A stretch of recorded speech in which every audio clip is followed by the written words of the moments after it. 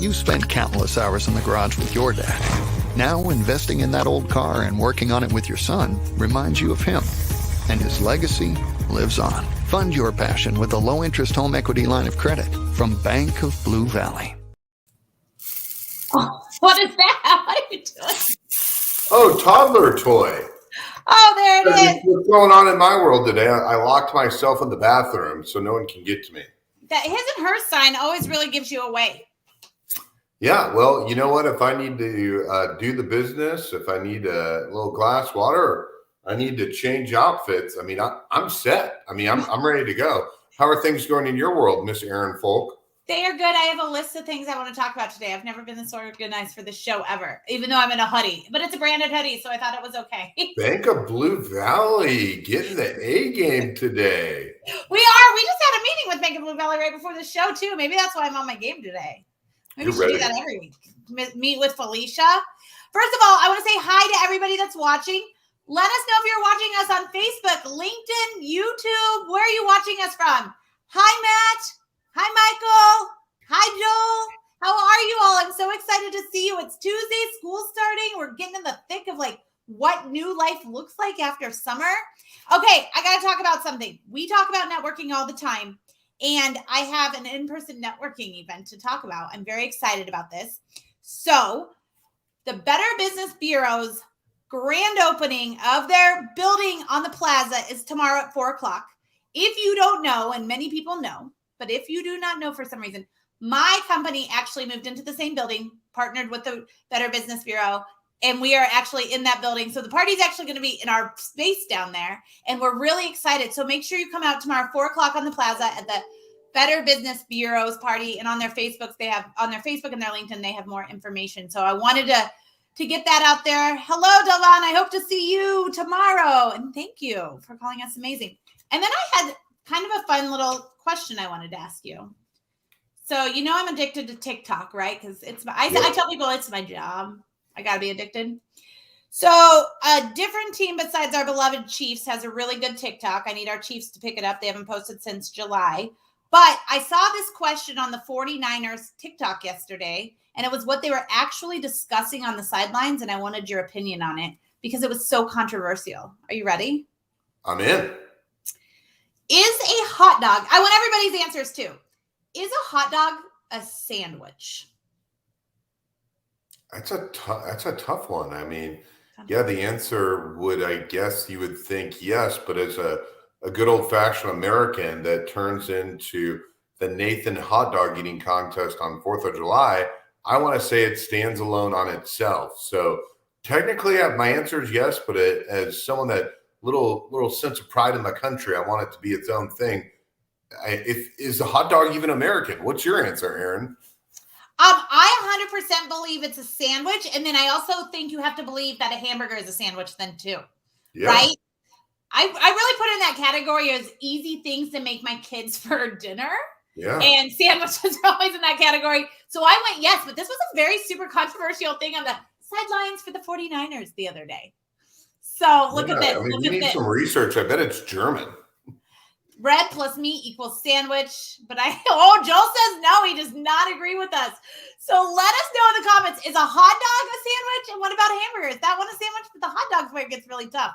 I don't know if you know Katie Vivas. She's over at the Kansas City, Kansas Chamber of Commerce. But she's a big 49ers fan, and I sent that to her, and she said it made her whole week, but she still couldn't decide what she thought either. So pretty fun little question there. Beat you to your icebreaker. All right, let's talk about Bank of Blue Valley really quick. We met with their CEO. We finally got to meet the new CEO. He was wonderful. And we've got a lot of cool stuff lined up. I'm excited. I mean, the cool thing is with the commercial banking team is really getting a chance to drive the show. So we're going to get some newer voices and cooler people, but I don't know if they're going to be cooler than the panel we have today, because as we can tell with a lot of people tuning in on the show, there are already people that are super popular that people want to hear, or else they wouldn't be tuning in. Oh, people are not sitting here. The only person that wants to talk to us about hot dogs is Dan, who says a hot dog is not a sandwich. It's a hot dog unless you put ketchup on it. And then it's just, I'm not going to say that, Dan. No. Dan, the 2019 biggest fundraiser for Big Brothers Big Sisters Most Wanted, they just released their list last week. Lots of past guests on the show. But I think you're right. I think we should just get to our panel. They're not here for us. Nope, they're here for the panel. Never. Okay, well, let's, so I was trying to do all the things, and you scheduled a meeting right before this for me. So I have no idea how this song's going to go over. But let's try it. It can't go any worse than my carnival music. That was horrible. So, it could be worse. Well, it seems like I thought this was a different song. So it's supposed to be If I Was Your Man. I thought it was going to be a little more exciting. Oh, our fourth guest just joined just in time to get on the show. All right, here we go. This sounds very somber. Sorry, guys. You better bring the energy because I'm not doing it. All right, our first guest, she's really a big deal. Such a big deal that we had a friend book her. When I saw her on the list, I said, are we sure this is right? And she was right, so I'm super excited. Melissa, how are you?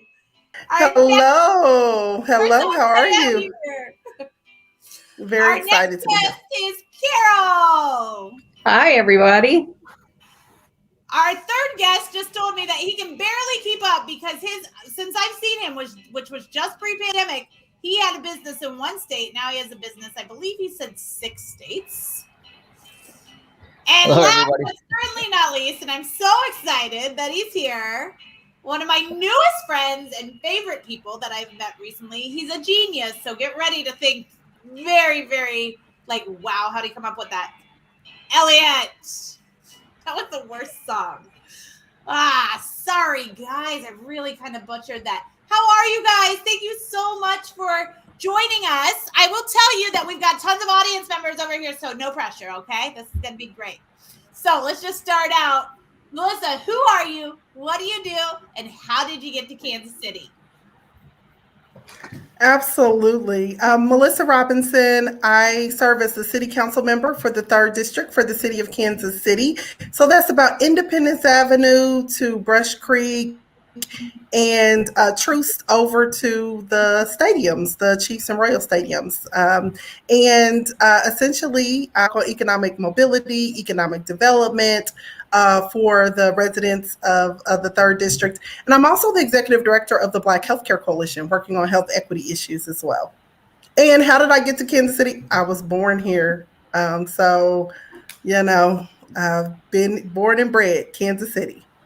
So to get to your position where you are today, that couldn't be, like a cakewalk. I mean, what was your experience prior to how you got to where you are today? And obviously, thank you so much for your service to our city, but how did you get to be the leader you are today?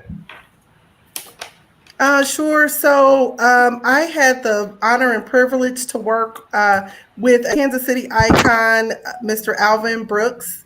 And so I worked for him for 14 years, dealing with issues of crime and violence, and was kind of his right-hand person.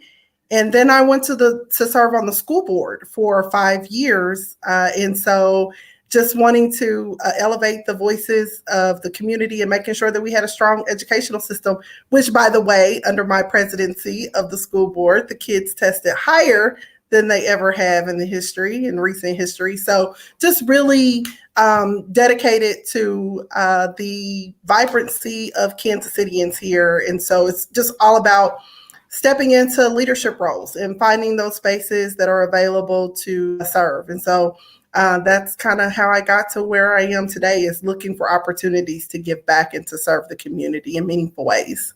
And sorry, I know Erin has a question, but I want to ask one before she asks it. Has Alvin Brooks ever written a biography or is anyone going to write one? And then secondly, what's a lesson that you've learned from him? I know you've learned a lot, but whether, because I would be crying if there's a biography out there and I haven't heard of it, or if no one ever writes it. Yes, he does have a biography. It's called Binding Us Together. I would love to see him on one of the Sunday shows with Oprah in her backyard talking about all the things. But it's a story about his life and civil rights and how he really impacted the community in so many meaningful, amazing ways. I would encourage you on Wednesdays, you can go and get a signed copy of his biography at the Black Archives in the 3rd District in the historic 18th and Vine area. So he's there in the afternoons on Wednesday. So just stop by and get that signed copy. It's an amazing book with amazing stories about the history of Kansas City and his journey.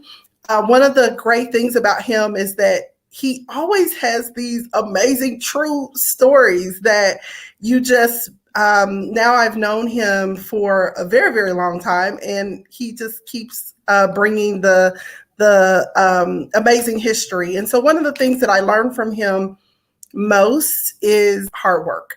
I work really, really, really hard, and it's because of him. Working for him, we would, get up very, very early and finish the day very, very late because when you talk about crime and violence and you're working with families, reunification, it happens at the most odd times. And so really work ethic in serving and making sure. One of the things about Mr. Brooks, he never says anything negative. You never hear him saying anything negative about other people. And so really being positive and uplifting people, getting down and, getting into areas in which you're not lifting up other people. So he's an amazing mentor and an amazing person. Maybe he should be is he in the curriculum for students in Kansas City to study for history? I don't know. I know University Academy, where my kids go to school, their high school has a partnership with one of the Jewish schools. And so they talk about what's happened in the Jewish community, especially around the Holocaust and the similarities to situations with the experience of African Americans in America. And so they have some exposure, I know, at that school, but I don't think that they, it's a part of like the Kansas City public school curriculum. That would be awesome. Well, sorry, and I apologize for going down a history tangent, but you're amazing. Okay. Alvin's Yeah. amazing, so I think it's worth people learning a little bit more about, because a lot of the history of Kansas City flows through folks like himself. Yeah. Well, and I am not a history nerd nearly as much as you, Scott. But I do know that University Academy that you just brought up has one of the most insane college graduate rates that I've ever seen. We were just talking about that yesterday. So that's exciting that your kids are there, because they're getting a great education. We've done a little bit of volunteer work over there over the years through Junior League, and we really like it. Here's my quick question. When did you know you wanted to get in politics? Because I feel like when I was younger, really up until I turned 40, I was like, who would ever want to do that? And now as I get a little older, I'm like, who wouldn't want to do that, right? So when did you know that was a calling for you?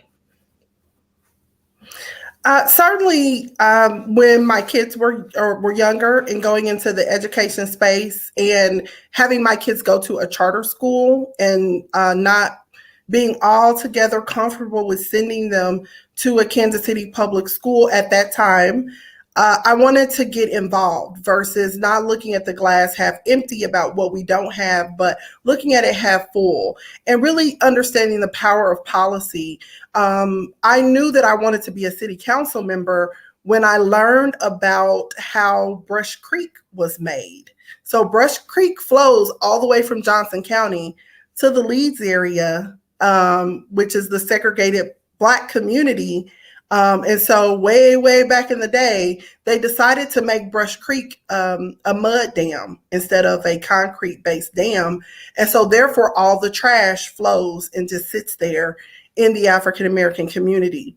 And so just developing policies and addressing some of the historical issues from a policy perspective, that's where real, for me, meaningful liberation comes from. When we talk about like, how do we change the built environment? How do we change laws and rules to make sure that we all do come to an even playing field? And so when I learned that, that's what really sparked something within me to make a change and make a difference. And we were able to get, thank you, Congressman Cleaver, over $20 million to fix that problem. But it took a lot of advocacy and effort and to do that. So we're going to have a groundbreaking soon, sometime in October at Brush Creek. And we invite all of you all to come out and celebrate the really revisiting that history and making it right. Well, you'll have to let us know the date and we'll make sure we share it with our audience. So Thank you so much for coming on today. Well, we're going to pivot. Carol, who are you? What do you do? And how do you get to Kansas City? Hi, and I don't know how I'm supposed to follow that, but I will do my best, to be very honest. So I am Carol Elassad, and I am the owner and president of Webbe Consulting Group. How did I get to Kansas City is really a convoluted story. I have never chosen anywhere I wanted to live until I chose Kansas City. I was an Air Force brat, so I grew up all over the United States. And then my husband and I have continued to move and travel internationally. So as I decided to start my business, I kept on thinking about how every time I came to Kansas City on business, how much I loved the city. I used to come for a company fairly frequently, and I love everything about Kansas City. You can be as urban and sophisticated as you want to be, and you can be as country and relaxed as you want to be. And that's a great thing about Kansas City. I really haven't met anyone that wasn't original and wasn't authentic in Kansas City. And I can't say that about a lot of places that I've been. So that's how I came to Kansas City. And it doesn't hurt that our daughter and her husband live here and work for a couple of major companies in Kansas City. And what I do is, again, pretty varied. So my consulting company primarily works with corporations on how to improve their company culture, how to work through organizational change, because there is a process to that. I do have a PhD in organizational change and leadership development, which basically just means I love school, and getting a PhD will cure anybody from wanting to ever go to school again. So if you are a school nerd, get a PhD and you'll stop, just so you know. But basically, I'm an operations expert because I was a healthcare executive for many, many different years. And in addition to that, I also am affiliated with the Alternative Board out of Denver, Colorado. And I put together peer advisory boards of business owners and executives so that they have a place to mastermind solutions and solve problems within their business. So a lot of different plates that I have spinning in the air, and I love every single one of them because they challenge me. And I love to be challenged. Carol, two different questions. One is, what does an ideal client look like for you? And then secondly, companies have ebbs and flows of successes and failures, and culture, is what exists when you walk around the halls. When do you start measuring culture? Because there are times when people recreate culture because you have exits and you have new beginnings. So what does an ideal client look like, and when's a good time to start measuring culture within someone's four walls? Sure. An ideal client is, I think my sweet spot is 15 to 25 million about 25 employees. But that's just because that's the group that I really enjoy working with the most. Because where my passion really lies in organizations is working with middle-level managers. So what most corporations do is they have an employee who's excellent at their job. And so to reward them, they promote them into a job that they're not really qualified for. And then they struggle. And when they struggle, the employees start struggling. So that's the group that I really love to educate. But I have worked with companies that have as many as 350 employees and are much larger than 25 million. So that's a great question. But my sweet spot is that smaller, mid-sized company. And when it comes to when should you start measuring your culture, you should measure your culture every single day. Every you would say single day. So, and you can measure it in multiple different ways, whether you have difficulty getting people to want to come to work for you, if you have a turnover rate, if you have a customer service issue when you're realizing that your customers are no longer really happy with you anymore, then you need to look at cultural change. And cultural change really has to begin with the executives, because if they don't buy into the cultural change, you can do all the work in the world and it's not going to change anything. I like it. Sounds like you were getting a test and you passed it.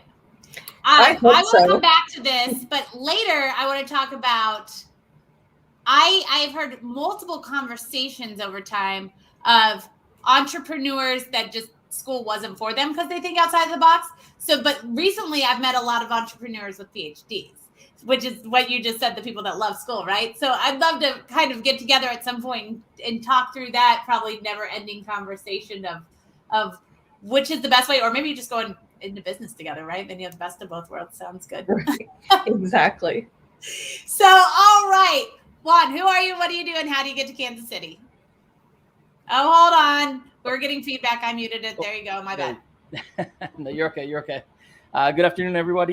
My name is Juan Luengo, President and CEO of Engage Insurance Group. How did I get to Kansas City? What brought me to Kansas City was a nonprofit back in 2005. And ever since then, I wasn't able to leave the tropical island of Kansas. I ended up establishing roots here. I have a 5-year-old, and I ended up building a practice, which is now Engage Insurance Group.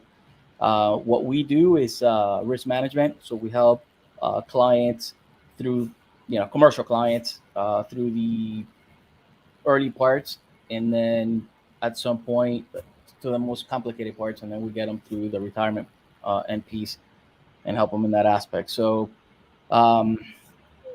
just for simplistic terms, risk management is a form of insurance. It's just a little bit more complex with strategies on how to protect assets and a couple other things for larger clients, medium to larger clients.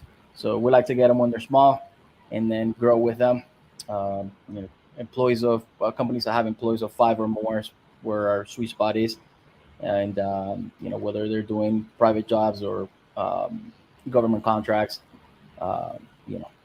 we help them through that process as well. So you had one more question for me. I said, how'd you get here? But then also I'm going to ask you, what all states is your practice in? Okay, so we've expanded the past. I mean, it's been weird with COVID. I guess this virtual stuff has helped quite a bit too, because we ended up branching out to California, Colorado, Texas, and Arkansas, aside from Kansas and Missouri. So and we're looking at New York here in the next probably 6 months. So Juan, what does a typical client look like for you? And what would you say is the fastest growing industry in your practice that you're helping entrepreneurs and business owners navigate? Or maybe just like what's your your sweet spot, your home run area? Yeah, so contractors, commercial real estate, and restaurants is 3 areas where I specialize in. I got other associates that specialize in other areas, but contracting, I would say that's our largest group, probably composed about 85%. And we're looking at anywhere between 5 employees to about 100 employees. Revenue wise, it could range, 150 to about 5 mil, 5-6 mil. That's where we're at. So yeah, I mean, it's some of you guys know about scaling, so it takes a little bit of time. I would say COVID has definitely help us scale, but it has some growing pains with that as well in the hiring process, especially because you got to have people that are licensed in our industry as well. So yeah, I mean, it's a lot of fun. You get to travel here and there. You get to meet an array of people from all walks of life, all types of diversity, and man, it's just it's when you first get started to when they grow in a matter of a couple years, it's kind of like watching a kid grow throughout.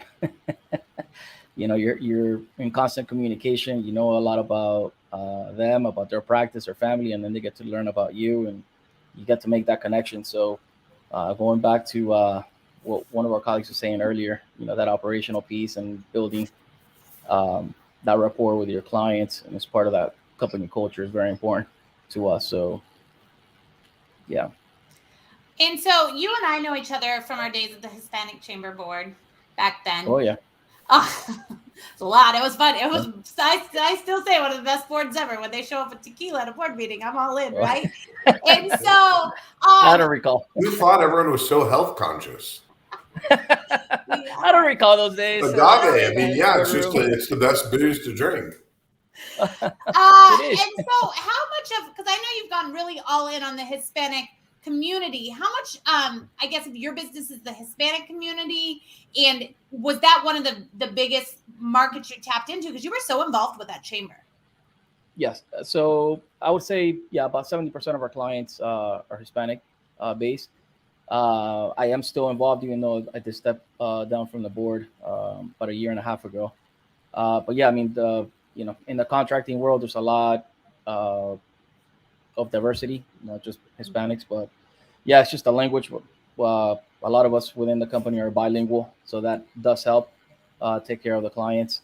And it's sometimes it's an underserved community. It's a lack of knowledge sometimes, so there's a lot of talking involved and educating throughout the process. So because it's not only, I mean, a lot of times contractors are very good at what they do craft wise, but when it comes to the paperwork, that's where, as they grow, it could break them. We have a lot of students watch this show, and Scott and I have said this time and time again to students, like, listen and absorb. And one of my biggest things is my partner is fluently bilingual. She's not Hispanic, but she learned Spanish, and she's used it through the past 20 years since she's been out of school, fluently bilingual. And I think that is one of the biggest skill sets to have in today's world, and going forward even more, that I imagine that's a big part of why you guys have grown so fast, because you can really communicate with everyone.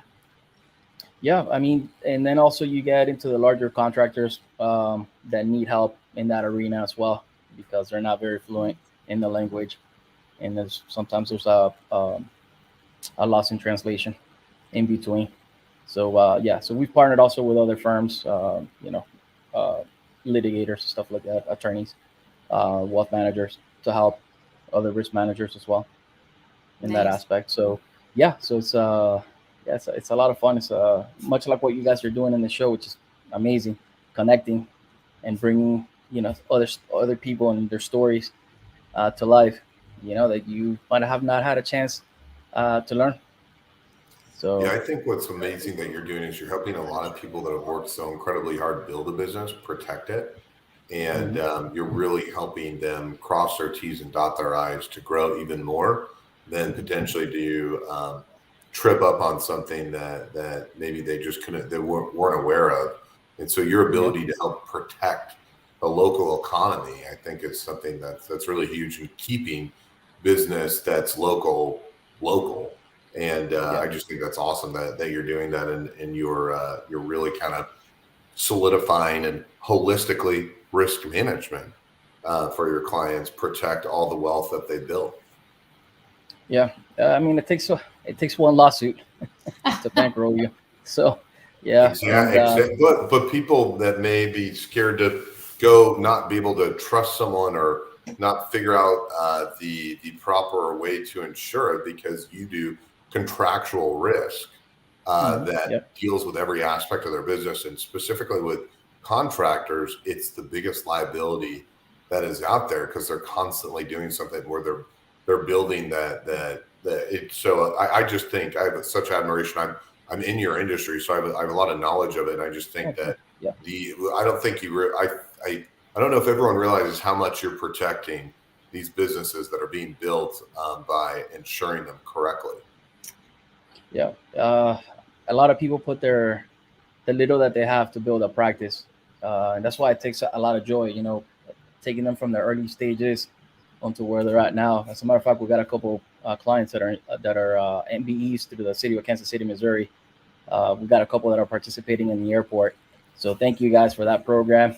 Yep, we got a couple of others that are trying to get into contracts with JE done with the city of Kansas City, Missouri as well. So you guys are doing a great job. So this is the last thing I'm going to say, because I know nothing about insurance, but I have a small business, and there's not a lot of people that'll talk to 5 employees. So that's what I think is so cool, because usually people don't see the long growth. They're in for the short game. So thank you. All right, Eliot. Yeah. We didn't check your mic because you barely made it out here. So I got a little notification. So I can't hear you, but I think you have yourself on mute.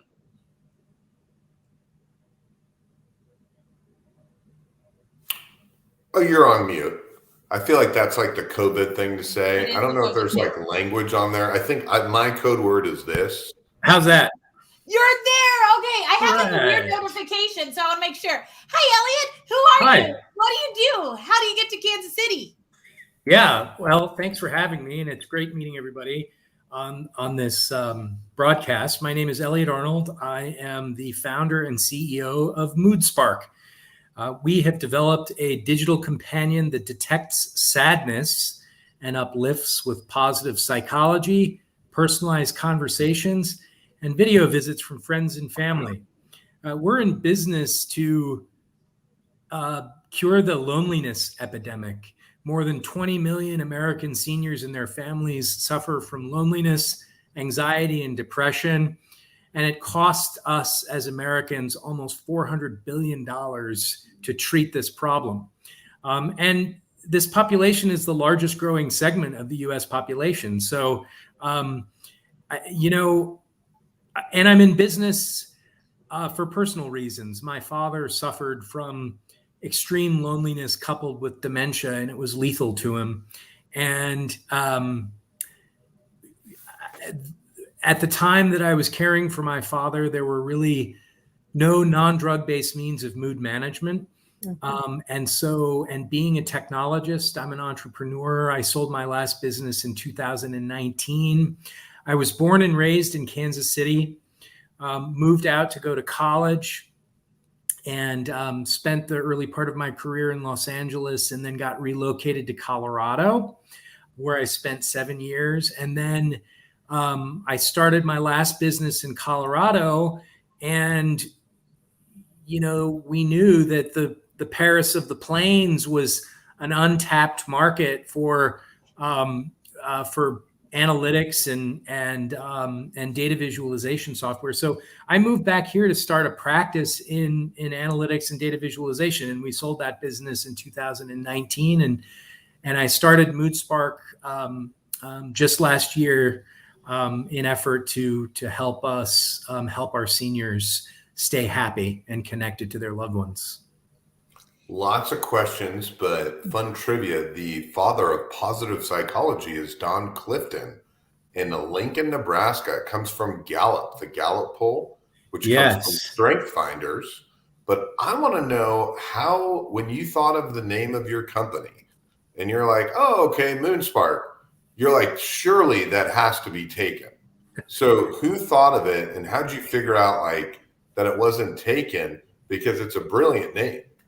Well, thank you very much. We just graduated from the Techstars Kansas City Accelerator Program, and part of our learnings as part of the Techstars program was to really evolve our data-driven assumptions management and data-driven assumptions validation. This was a really key exercise that Techstars taught us early on in the program, and we weren't our previous company name wasn't really resonating with people, and so it was too technical. It wasn't aligned to our demographic, which are daughters and sons of elderly parents, and we needed a name that conveyed a sense of comfort and support. And so we use this product called PickFu, which is essentially a crowdsourced way of voting and getting user-generated feedback on names, logos, product ideas, and things of that sort. And we tested, we came up with 30 different names, and we tested all of them, and MoodSpark was the one that tested the best among our demographic. And if you don't mind, I have a story to tell you about it. How much did that cost? I think all in, it was about $700. So I heavily suggest consulting with a firm called Lillian James Creative, but don't you worry. I can tell you what not to do, which is to pay a well-known company here in Kansas City $250,000 to name your company, which my former company did. Hence why we ended up selling it, because people make decisions like that. But I think when it comes to branding, having an expert like a Lillian James Creative or seeking out that knowledge is so critically important, because I tell you what, there's sometimes you spend a little too much time thinking of a name for your business, and when it takes 8 months of billing that much money, it's a little crazy. So for you, what's a big win? Not a win, but what is a fast sector of your business that is growing that you are surprised about?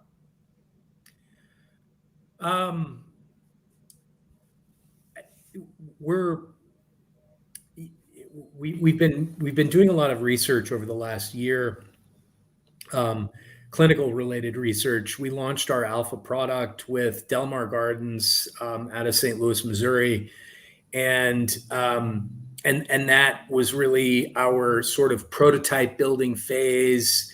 We wanted to prove the ability that we could improve mood and capture emotional responses. So that's a core feature of ours is capturing emotional, we call it a multimodal means of capturing paraverbal cues and video-based responses that are patterns, essentially, that translate into patterns of sadness. And we're direct to consumer.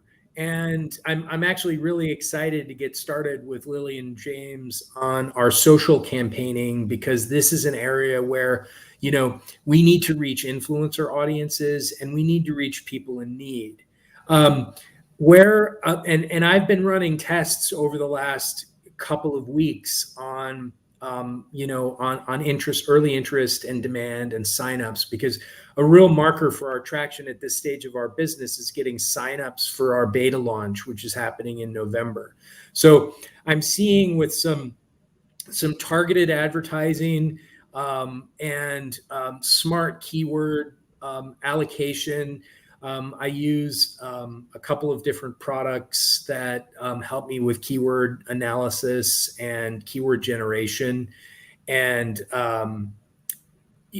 I'm actually quite surprised at the growth of just, the flow of traffic to our site after 2 days of running ads on, senior loneliness and senior anxiety and support, at-home support and at-home companion technology and things of that sort. So we're bullish on this opportunity.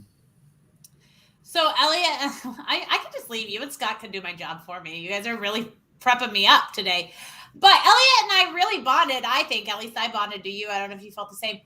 Because my grandfather currently has dementia and he's been put into a home. And so I go visit him. And it's a tough thing to come out of, right? Because it takes a few minutes to bond with him every time and then to come out of it. And so I fell in love with what he was doing. But one of the things that I think that I'm so proud of you for just doing, because we officially start working together tomorrow, so we haven't talked to this in too much detail, but a big part of what I think as a marketing person that is going to help people relate to your company is you telling your story. Was that something that Techstars brought out of you, or have you always just been that authentic with your story? Because usually we don't see that in a lot of software type guys. It's interesting, an entrepreneur, I've been told that good entrepreneurs look for $1 trillion problems to solve, and then they have a personal connection to that problem. And I didn't realize the scope and scale of our elder care problem until it was very clear to me by living and caring for my father and seeing, how he was affected by a lack of care. And the problem is so pervasive in this country. I mean, to give you some stats globally, every 3 seconds, someone is diagnosed with dementia in the world. Every 3 seconds. Almost 50% of United States seniors have documented it being chronically lonely. So 43% of US seniors. We're not caring for a massive trove of knowledge, and we're just not caring for seniors in the right way. And especially when you want to talk political, this is also very political for me, because Medicare has reduced reimbursement payments for cognitive behavioral therapy every year for the last 20 years. So when you couple a need to support seniors' mental health alongside of their physical health, plus this shortcoming that we have in mental health care under Medicare, it's egregious that this problem has gotten so big. So it's personal to me because of my dad, but it's also personal to me because the people that I talk to, the prospective customers that I talk to who need help and, I can't go a week without talking to somebody who has a similar experience with their father or their grandfather or, their aunt or their uncle. I mean, it's so pervasive and it's an emerging field where I listened to this great podcast with Jim Mapes Jr. at Floodgate Ventures, who's one of our prospective investors, and I'm actually very excited to meet his team coming up in the next few weeks.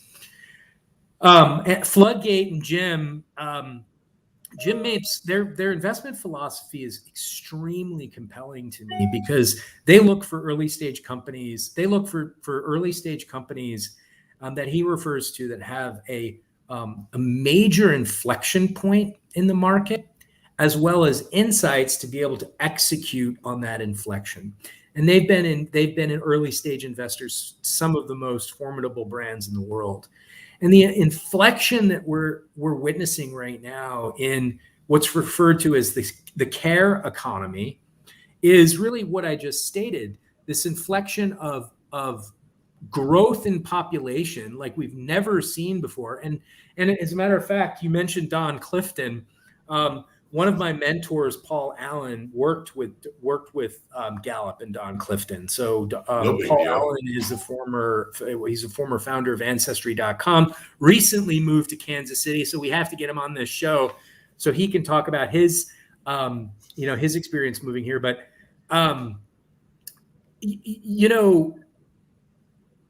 this inflection of need, of population growth, and underfunding for mental health care just across the board, but especially within the Medicare population, and the advances in natural language processing, speech recognition,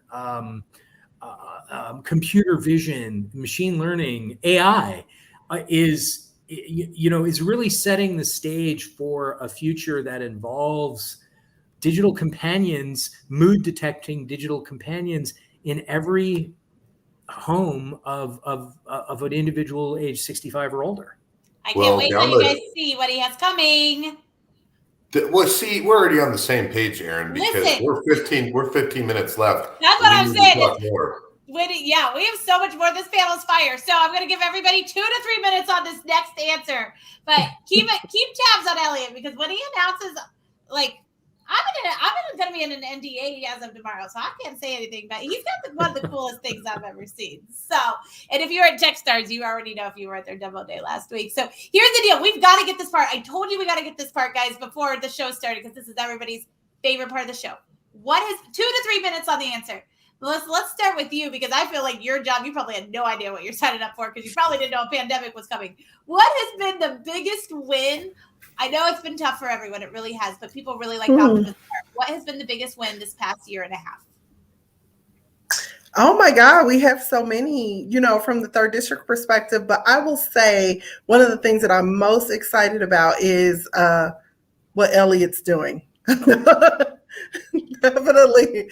That's amazing. But the other thing is really the 3rd District, we've been able to invest in digital inclusion in, an area that is not connected to broadband. So just really looking at ways to connect people digitally. We know that it should be a basic utility, right? Broadband. And so really being able to invest in that in very meaningful ways. But the list is long. You have to look at things from the glass half full versus, half empty. So there's a lot of great things that have happened in spite of the pandemic, including at the Black Healthcare Coalition, to connect with Eliot, what Eliot was talking about, we started screening for social isolation. And so just really trying to figure out individuals in the community that were, suffering in that way, and how do we connect them socially throughout, the pandemic, especially when you have a digital gap and a digital divide. The city is kicking off a decade of healthy aging. So looking at that blooming population and trying to figure out the built environment and how we plan for and make sure that there's very vibrant spaces for our aging population. So there's so many connections that are here. MBE, WBE, we've done a lot there in terms of transforming small businesses. And so just so much. I'm going to be quiet and let other people. No, you're good. Do you and Eliot know each other before today? No. See, that's some magic. Some magic in the show. Lakeisha says hello. All right, Carol, 2 to 3 minutes. What's been your biggest win this past year and a half? Sure. Well, one is starting the business in the middle of a pandemic. I went solo February of last year, was beginning to make some ground, and then shutdowns happened. So just meeting fantastic business people.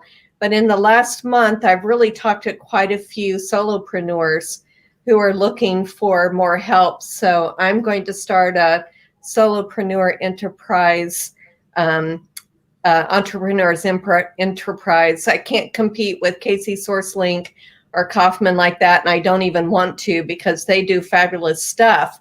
But when you finish with those groups, come to me, because I can definitely help you to scale and do other things as well.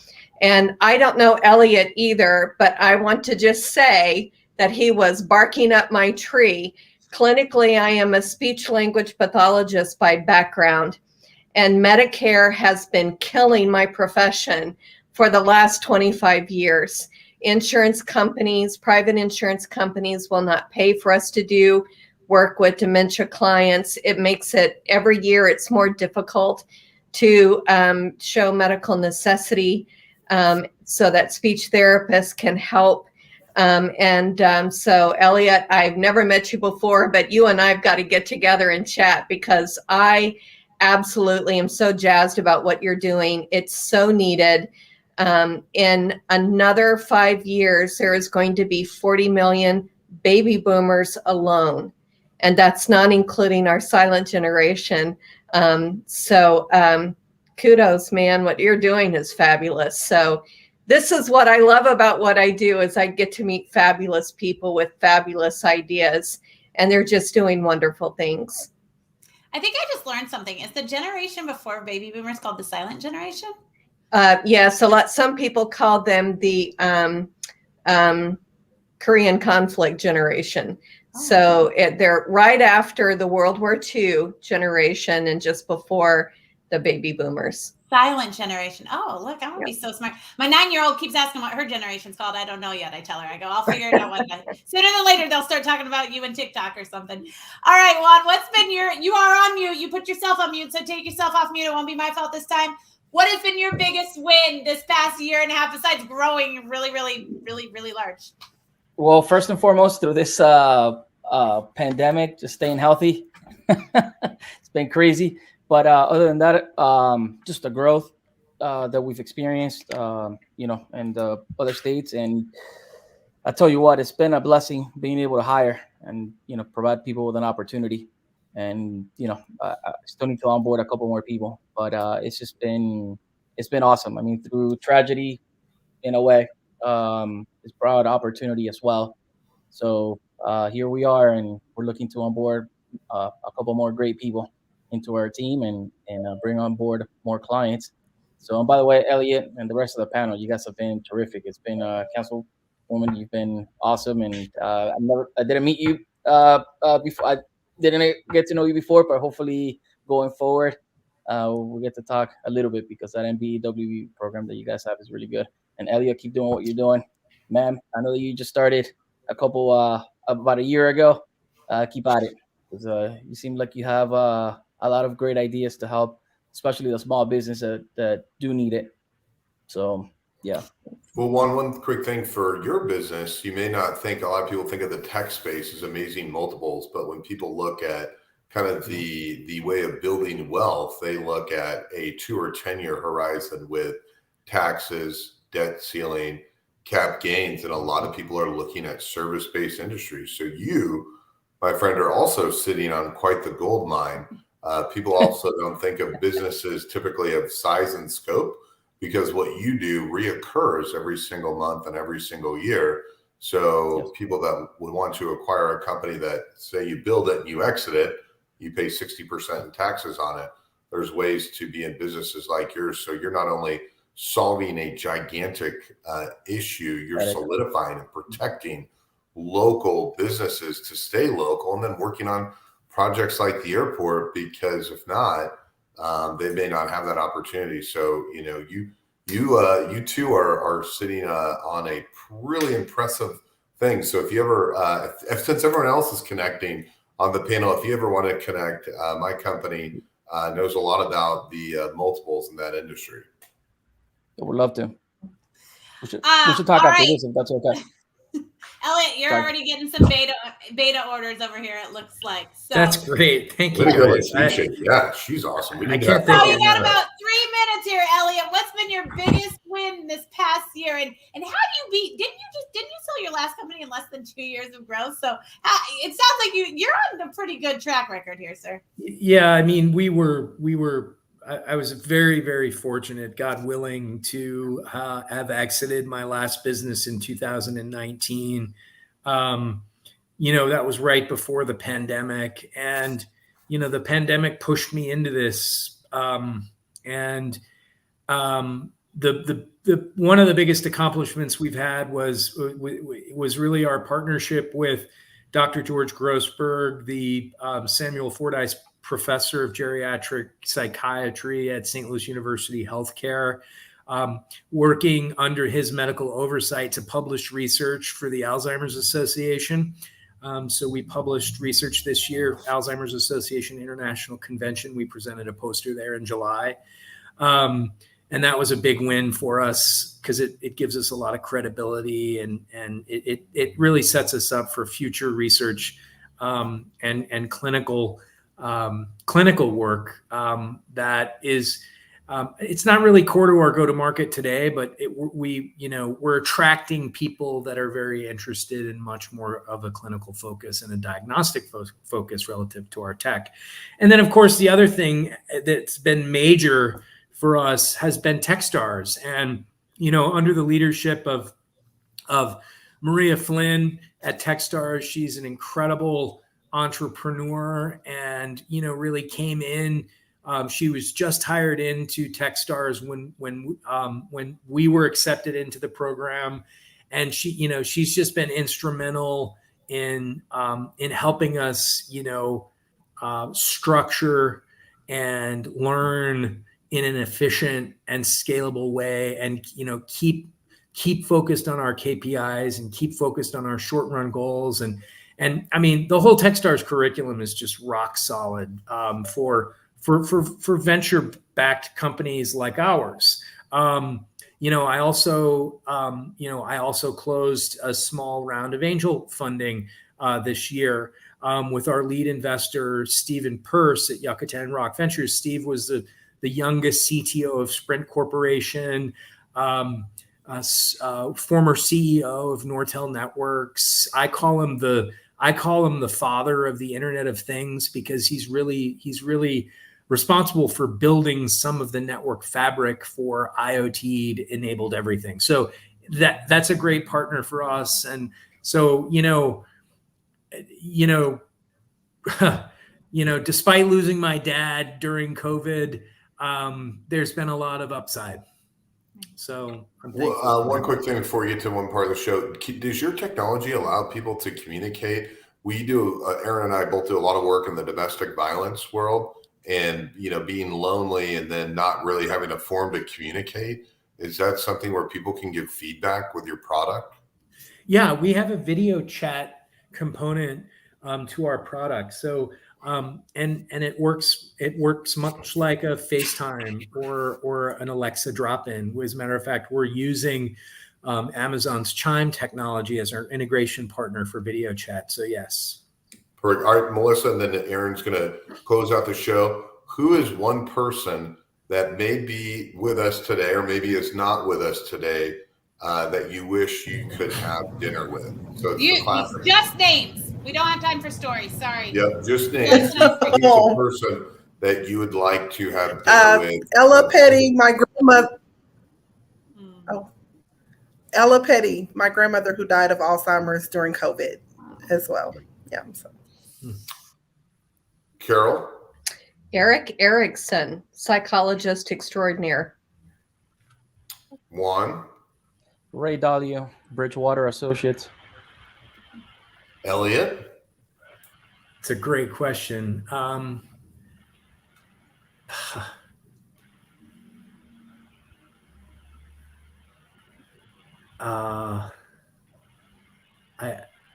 David Hume. Aaron, who is someone, and since we have a minute, my answer is always Oprah. Your turn. What? Always Oprah. It's like when you say the square pizza is your favorite high school lunch item. It's Oprah. Look, I'm trying to be an interviewer for a living. Well, I'll give it back to you. Mine's short. It's my grandfather on my mother's side who was raised in an orphanage, but never really got to talk to him about it. Aaron, talk about a great show today, brought to you by Bank of Blue Valley. So thank you, Bank of Blue Valley. What are your closing notes on today? I have just a couple quick remarks because I have my notes today, right? I'm going to do this every week, but I'm not going to tell you I'm doing it. So I become more Oprah-like in the future. So here's the thing. We heard some awesome stuff. Today's panel was awesome, but we also, a couple of people lost very close family members. So we can't forget that it's been a very tough year and a half. If you know children that went to Olathe East, or you have Olathe East families in your life, you're in Olathe East family, they lost a football coach this week due to COVID. So reach out, hug the people that you care about, love the people you care about. If you want to network in person tomorrow, under all of the COVID restrictions, but a lot of it will be outdoors, the Better Business Bureau's grand opening party on the plaza. I will be there, and they also have drinks. So if you want to have a real drink with me versus a virtual drink, come on down, 4 o'clock on the plaza. We will be here same time, same day next week. Make sure you reach out to all of our panelists and connect with them, because as you see, we really, really knocked it out of the park this week on panelists. So thank you all so much for joining us, and thank you so much for tuning in. We'll see you soon.